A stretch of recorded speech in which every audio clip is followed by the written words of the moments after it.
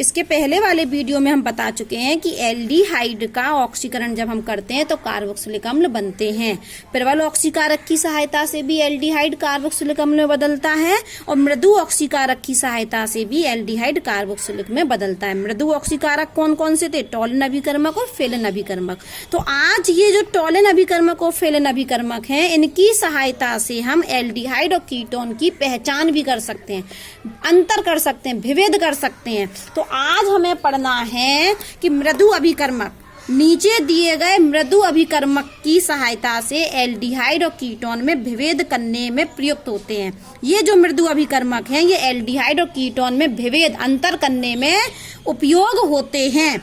टॉलिन अभिकर्मक भी उपयोग होता है एल्डिहाइड और कीटोन में अंतर करने में, फेलिंग विलयन भी और हेलोफॉर्म टेस्ट भी। ये तीन टेस्ट की सहायता से हम एल्डिहाइड और कीटोन में अंतर बता सकते हैं कि दिया गया कंपाउंड एल्डिहाइड है या कीटोन है।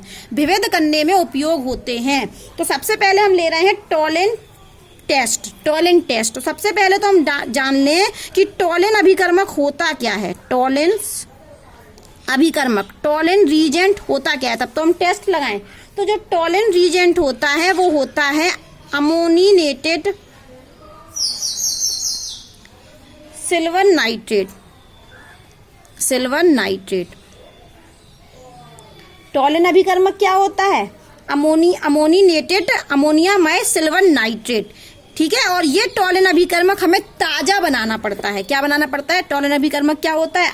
Ammoniated silver nitrate, अमोनियामय silver nitrate. इसको हम ताजा बनाते हैं। कैसे बनाते हैं ये भी सुन लीजिए। हम लेते हैं सिल्वर नाइट्रेट AgNO3, ये है सिल्वर नाइट्रेट, और लेते हैं NH4OH अमोनियम हाइड्रोक्साइड।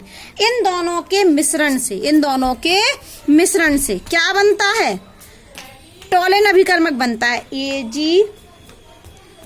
AgNH3 का होल ट्वाइज और पूरे ब्रैकेट के बाहर +1। कितना है? प्लस। ये है हमारा टॉलिन टेस्ट। ये क्या है? टॉलिन अभिकर्मक। तो टॉलिन अभिकर्मक क्या होता है? अमोनियामय सिल्वर नाइट्रेट। और इसको हम कैसे बनाते हैं? सिल्वर नाइट्रेट और अमोनियम हाइड्रोक्साइड के मिश्रण से हम बनाते हैं। ये प्लस कोऑर्डिनेशन कंपाउंड में लिखते हैं ना, जैसे वैसे ही चार्ज लगाया है। ठीक है, अब हम क्या बता रहे हैं कि जो एल्डिहाइड होते हैं, कौन? एल्डिहाइड, वो तो टॉलिन रीजेंट से अभिक्रिया करके ऑक्सीकरण करते हैं। मतलब ये जो एल्डिहाइड होते हैं ये तो अभिक्रिया देते हैं, लेकिन कीटोन टॉलिन रीजेंट के साथ अभिक्रिया नहीं देता है। तो यही तो विभेद हो गया। एल्डिहाइड टॉलिन रीजेंट के साथ अभिक्रिया देते हैं, जबकि कीटोन अभिक्रिया नहीं देते। अगर हम एल्डिहाइड को टॉलिन अभिकर्मक के साथ अभिक्रिया करा देंगे तो हमारे यहाँ पर अभिक्रिया देने का अर्थ क्या है कि कार्बोक्सिलिक अम्ल बन जाएगा, कार्बोक्सिलिक एसिड बन जाएगा। तो टॉलिन अभिकर्मक क्या करता है? एल्डिहाइड को कार्बोक्सिलिक ग्रुप में बदल देता है, लेकिन टॉलिन अभिकर्मक की सहायता से हम कीटोन को कार्बोक्सिलिक ग्रुप में नहीं बदल सकते हैं। कीटोन इस अभिक्रिया को नहीं देते हैं। क्या बताया हमने कि टॉलिन जो अभिकर्मक होता है वो एल्डिहाइड को तो कार्बोक्सिलिक अम्ल में बदल देता है। मतलब एल्डिहाइड तो टॉलिन टेस्ट देते हैं, लेकिन कीटोन टॉलिन टेस्ट नहीं देते हैं। नहीं देने का अर्थ है कि कीटोन टॉलिन रीजेंट की सहायता से कार्बोक्सिलिक अम्ल नहीं बनाते हैं। और टॉलिन टेस्ट अभिकर्मक होता क्या है? AgNO3 और अमोनियम हाइड्रोक्साइड का मिश्रण। क्या बनता है? AgNH3 का होल ट्वाइज, उस पर पूरे पर क्या रहता है? Plus charge. अब एक अभिक्रिया ले लेते हैं। ये देखिए, यहाँ हमने एक एल्डिहाइड लिया और इसकी अभिक्रिया करा दी हमने किससे?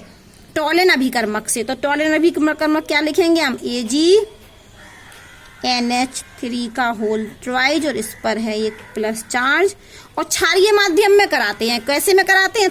क्षारीय माध्यम में। तो ये ले लिया हमने OH-। तो होगा क्या?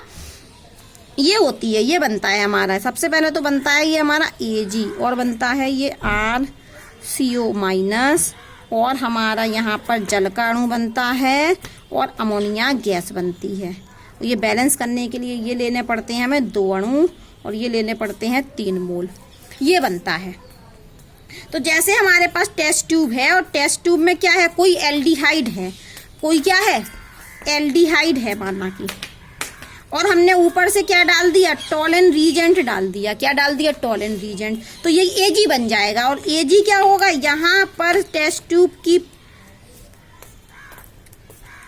सतह पर बन जाएगा। ये क्या बन जाएगा, Ag। और Ag होता है चमकदार। तो इस टेस्ट ट्यूब में यदि हम झांक कर देखेंगे तो हमें मिरर जैसा दिखेगा, मिरर, दर्पण जैसा। तो ये क्या बन गया हमारा, सिल्वर मिरर बन जाता है। ठीक है। यदि ये कीटोन हुआ तो ये टेस्ट देगा ही नहीं। तो यदि ये कंपाउंड एल्डिहाइड हुआ और हमने टॉलन अभिकर्मक डाला तो यहाँ पर क्या होगा, मिरर बन जाता है, सिल्वर दर्पण बन जाता है। इसकी वजह से ये बनाना जो सिल्वर, ठीक है, सिल्वर धातु के बनने के कारण चमक बन जाती है और जिसको हम क्या कहते हैं, सिल्वर दर्पण कहते हैं। कीटोन ये अभिक्रिया नहीं देते हैं। अब हम आए फेलिंग टेस्ट पर। किस पर आए हम, फेलिंग टेस्ट। अब आते हैं हम फेलिंग टेस्ट, दूसरा फेलिंग टेस्ट। तो पहले तो हम फेलिंग अभिकर्मक जान लें। अब सुनो, ये भी, ये वाला फेलिंग टेस्ट भी एल्डिहाइड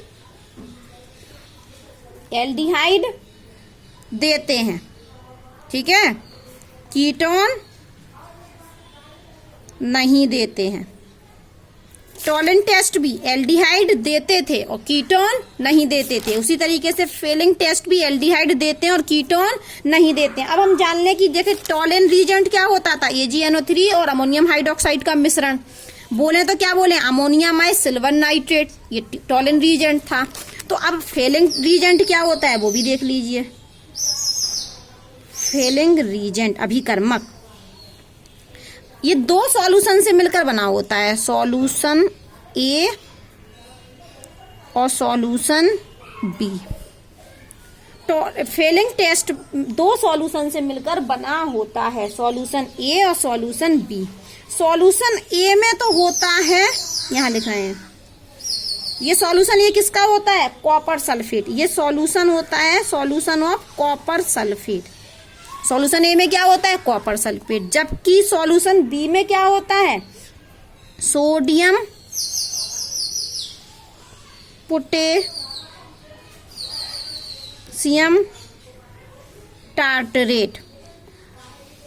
ठीक है। तो फेलिंग अभिकर्मक क्या होता है, कॉपर सल्फेट का विलयन और सोडियम पोटेशियम टार्ट्रेट का विलयन का मिश्रण होता है फेलिंग अभिकर्मक। जबकि टॉलन अभिकर्मक क्या था, अमोनिया माइ सिल्वर नाइट्रेट। और फेलिंग अभिकर्मक क्या है, कॉपर सल्फेट का विलयन और सोडियम पोटेशियम टार्ट्रेट का विलयन। ठीक है। अब हम इसकी एक अभिक्रिया देख लेते हैं। अब हमने यहाँ पर कोई एल्डिहाइड ले लिया, ये RCHO, और हम क्या ले लें, अपना फेलिंग अभिकर्मक ले लें। तो फेलिंग अभिकर्मक को उन्होंने लिखा है, यहाँ से कॉपर +2 मिलता है ये, ठीक है। और हम ले रहे हैं क्षारीय माध्यम।